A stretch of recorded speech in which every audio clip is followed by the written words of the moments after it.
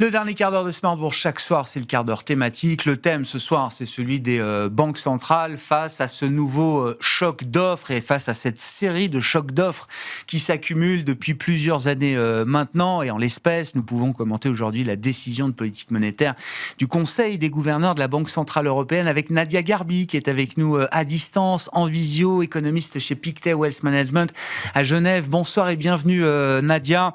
Revenons effectivement sur cette décision de la Banque centrale européenne, une décision qui a été prise à l'unanimité par le Conseil des gouverneurs de relever donc de 25 points de base les différents taux directeurs et le taux de dépôt qui passe à 2,25, première hausse de taux depuis septembre 2023. Quand on a écouté Christine Lagarde lors de la conférence de presse, la présidente de la BCE réfute l'idée d'une hausse assurantielle.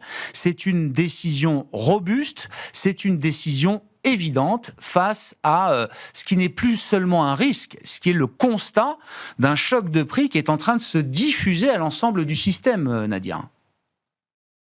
Oui, bonsoir Grégoire. C'est vrai que comme, je dirais, attendu, le ton, en tout cas, de la conférence de presse était ferme. Il n'y a pas vraiment eu de grosses surprises. En tout cas, sur la décision, effectivement, il n'y avait pas vraiment de suspense. Au fond, c'est vrai que la plupart des membres du Conseil préparaient le terrain sur une hausse.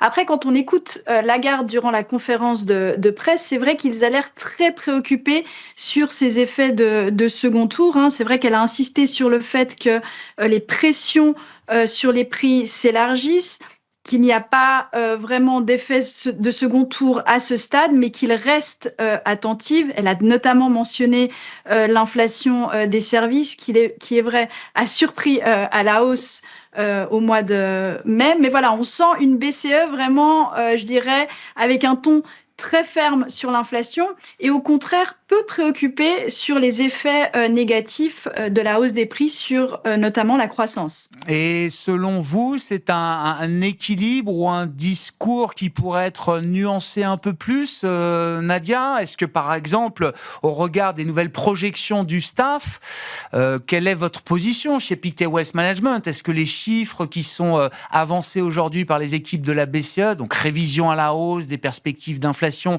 révision à la baisse des perspectives de croissance, dans quelle mesure l'ampleur de ces révisions vous paraît cohérent?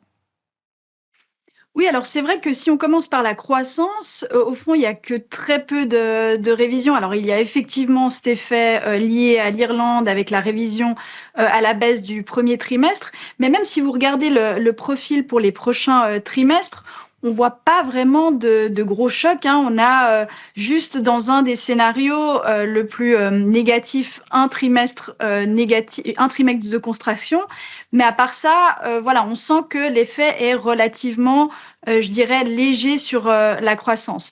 En ce qui concerne l'inflation, c'est vrai qu'on a cette inflation globale qui revient à la cible au deuxième semestre de 2027, mais l'inflation sous-jacente reste tout de même relativement élevée pour 2026 et 2027, où on est en moyenne à 2,5%. Donc, voilà, on sent tout de même que la BCE voit, je dirais pas forcément des effets forts de second tour, mais tout de même un environnement qui laisse une inflation sous-jacente relativement élevée et au-dessus de la cible.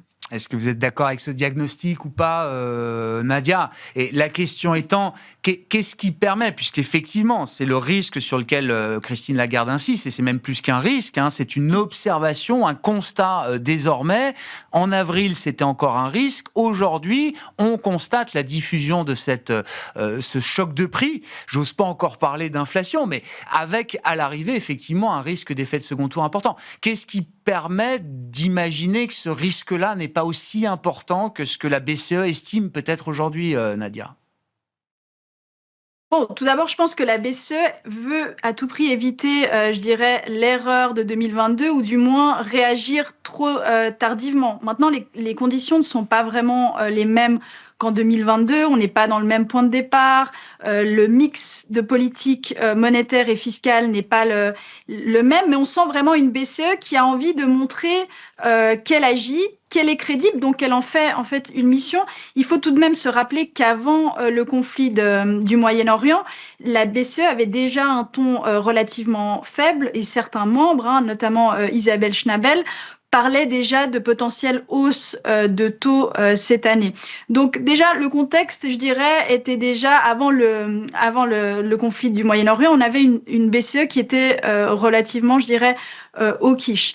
Maintenant, c'est vrai que nous, on ne partage pas vraiment ce constat dans la mesure où on ne voit pas d'effet de second tour. Alors bon, on a tous des scénarios centraux, je dirais, différents sur ce conflit, parce qu'au fond, c'est ce conflit qui est aussi clé pour la politique monétaire, vu qu'il a un impact sur les prix énergétiques. Donc voilà, nous, on ne partage pas vraiment l'inquiétude de la BCE sur les perspectives d'inflation dans la zone euro, tout simplement parce qu'on voit une croissance plus faible que la BCE. Donc je dirais qu'on est relativement plus dovish même que le marché. Ouais. Alors c'est intéressant, dans la gamme de scénarios proposés par la Banque Centrale Européenne, ils ont introduit un scénario, le milder scénario, un scénario un peu plus bénin, parce qu'il faut reconnaître aussi une situation où potentiellement les choses pourraient s'améliorer. C'est ce qu'a dit Christine Lagarde. Quand elle en a parlé, j'ai pas eu l'impression qu'elle mettait beaucoup de crédibilité derrière ce nouveau scénario alternatif. Je pense qu'ils sont plus focalisés encore sur le scénario adverse et le scénario sévère. Mais si les choses devaient aller mieux du point de vue de l'inflation, j'entends, et du risque inflationniste, Nadia, est-ce qu'on peut avoir confiance dans l'idée que la BCE serait aussi agile à la baisse qu'à la hausse? Est-ce que c'est ça la BCE aujourd'hui et sa fonction de réaction, être capable de s'ajuster vite, dans le bon tempo, mais dans les deux sens également? Autrement dit, si elle doit délivrer 1 à 2 hausses de taux cette année, est-ce qu'elle serait capable de les enlever l'année prochaine si les conditions le permettaient? Oui, alors c'est un bon point. Après, il faut se rappeler aussi de ce discours d'Isabelle Schnabel qui disait qu'au fond, la mission de la BCE n'est pas non plus on n'essaye pas de calibrer la politique monétaire. Donc oui, je pense qu'elle veut vraiment montrer qu'elle est agile. Maintenant, nous, ce qu'on voit, c'est vraiment, voilà, si elle monte les taux cette année, nous, on n'a qu'une hausse pour l'instant cette année, on voit vraiment la BCE maintenir ses taux inchangés l'année prochaine. Une seule hausse cette année, effectivement. D'autres en voient 2. Ceux qui en voient 2, généralement, la signalent plutôt en septembre.